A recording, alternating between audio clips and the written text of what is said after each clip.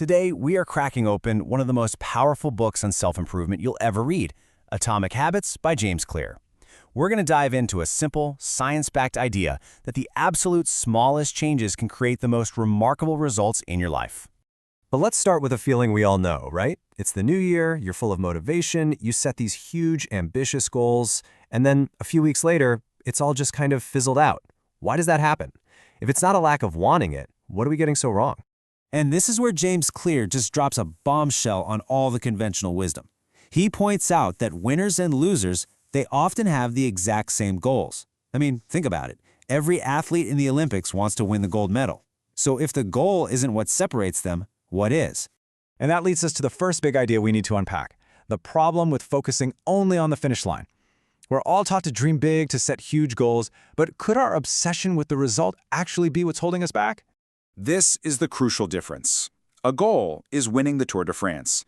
The system is improving the bike seat by 1%, finding a pillow that leads to 1% better sleep, and discovering a hand soap that reduces colds by 1%.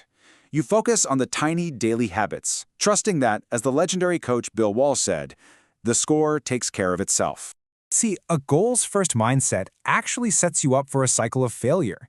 Think about it. You achieve the goal, you clean your messy room, but that's just a momentary change. You haven't fixed the sloppy habits that made the room messy in the first place. It also chains your happiness to some future event and creates this crazy yo-yo effect where all your motivation just collapses the second you cross that finish line. Okay, so if goals aren't the real answer, what is? Well, this right here. This is the big aha moment in Atomic Habits. It's not about what you want to achieve. It's about who you want to become.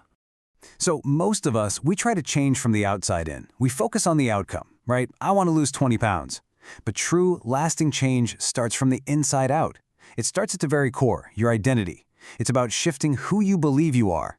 The actions and the results, they just ripple outwards from that central belief. This simple shift in language is so incredibly powerful. The goal isn't just to run a 5K. The goal is to become a runner. It's not to write a book, it's to become a writer. See the difference? When your habits are just an expression of your identity, you're not chasing a result anymore. You're just being you. Okay, so change your identity. Got it. But how do you actually do that? This is where the book gets super practical. Clear gives us a simple, brilliant toolkit, the 4 laws of behavior change. And here it is, the entire system. To build a good habit, you just go down the list. Make it obvious, make it attractive, make it easy, and make it satisfying. And to break a bad habit, well, you just flip it on its head. Make it invisible, unattractive, difficult, and unsatisfying. It's this beautifully simple and symmetrical system for basically engineering your own behavior. And just how powerful are these laws? Well, let's take that first one, make it obvious.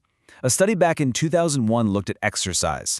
The group that just tracked their workouts, about a 35% success rate. But the group that made a specific plan for when and where they would exercise, they had a staggering 91% success rate. That's what happens when you make the cue to act totally obvious. Or let's look at the third law, make it easy. This leads to one of the book's most famous ideas, the 2-minute rule, which is an absolute game changer for procrastination. The idea is so simple. You shrink any new habit down until it's so easy to start you just can't say no. Here's exactly how it works. Your ultimate goal might feel huge, like running a 5K, but your 2-minute gateway habit is just put on your running shoes. That's it. Anyone can do that. The point isn't to run a marathon on day 1. The point is to master the art of just showing up. The rest, it'll follow. So, why are these simple laws so incredibly effective? The answer isn't just psychology. It's straight-up biology. To really get why this works, we need to take a quick peek inside our own brains. So imagine your brain is like a dense forest. The first time you do something new, it's like hacking a tiny path through all the undergrowth. But every time you repeat that action, you're widening that path. You're paving it until it becomes a superhighway. A habit is just a well-traveled neural road in your brain, one that makes the behavior fast, easy, and automatic.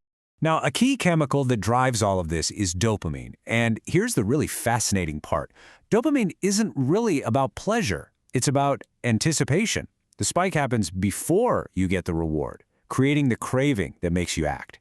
And that's exactly why the second law, make it attractive, is so crucial. It's how you hijack this dopamine system to work for you. And all of this is only possible because of something amazing called neuroplasticity. Your brain isn't fixed, it's constantly adapting.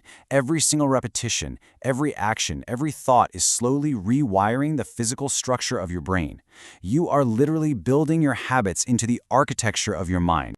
So, the framework is powerful, and the science is really compelling. But, like any model of human behavior, it's not a magic bullet. To get the whole picture, we have to ask, what are the limitations here? Is this really a one-size-fits-all solution? The ideas all sound great, but real life is messy, isn't it? What happens when our internal world, things like stress, fatigue, or even trauma, gets in the way? Is designing the perfect environment always going to be enough? Well, habit researcher Dr. Gina Cleo adds some really crucial real-world context here. First, progress is rarely a straight line. It's full of plateaus and setbacks. Second, and this is so important, some habits are actually coping mechanisms for stress or trauma. As Dr. Cleo says, these behaviors often need healing, not hacking. And finally, a perfectly designed environment can't always win against our internal state, like pure exhaustion. So, keeping those important nuances in mind, let's bring it all together. What is the single most powerful idea from Atomic Habits that you can use right now to move forward? This is it. This is the central metaphor of the entire book, and it's a beautiful one. Just like tiny financial investments compound into a fortune over decades, small, consistent habits compound into a brand new identity. The daily 1% improvements? They might feel totally insignificant at first, but over a year, they lead to an extraordinary transformation. This is the perfect visual for that idea. Every massive, strong tree started out as a tiny seed.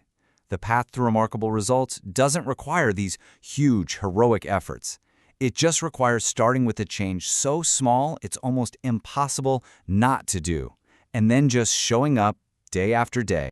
And so, we end with the only question that really matters. It's not about overhauling your entire life tomorrow. It's about this. Thinking about the person you truly want to become, what is the one tiny 1% change you can make today to start building that identity?